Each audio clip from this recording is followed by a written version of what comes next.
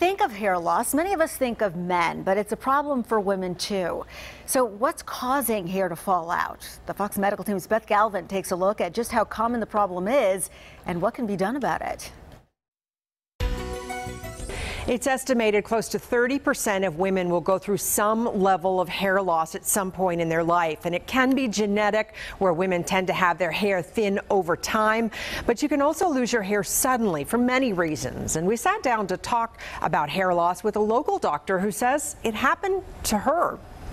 Hair loss is becoming, I think, the modern day woman's epidemic. I just meet more and more women every day who are struggling with hair loss. And CenterSpring MD founder Dr. Taz Badia says hair loss hits home with her because she went through it as a young physician. And for me, it was the same story. I was battling severe stress at the time, an altered eating schedule, an altered sleep schedule. I didn't understand my nutritional needs. And that's a problem because once you start losing a lot of hair, it's a fight to bring it back. I mean, I feel fortunate in that, I learned so much and I was able to take care of myself, but it is hard for women and it affects their self-esteem, and I know what that's like. Dr. Taz says there are typically 4 reasons you might be losing your hair. It's either nutritional, and that's hair that breaks or splits in your hands, like you can literally rip it apart. Or the problem could be hormonal. So hair loss at the crown is usually thyroid, kind of here at the temples is often an estrogen progesterone issue. Another common trigger, an androgen imbalance. Where you might have had a really nice thick strand of hair, but it becomes crinkly and like paper over time, and then eventually miniaturizes and falls out, and you're dealing with like paper hair is what I call it. And the last cause of hair loss is probably the most common,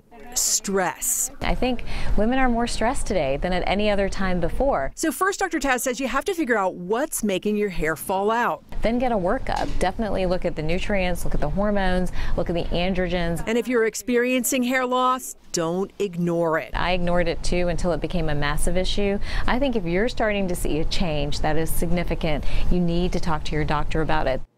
Certain drugs and medical conditions can also cause sudden hair loss, and a simple blood test could help you find out if you might have a hormonal imbalance or something else driving the problem. So talk to your doctor, and Dr. Taz says do it before you start trying to use topical hair treatments, because she says those only work if you get your hormonal chemistry right. For the Fox Medical Team, I'm Beth Galvin.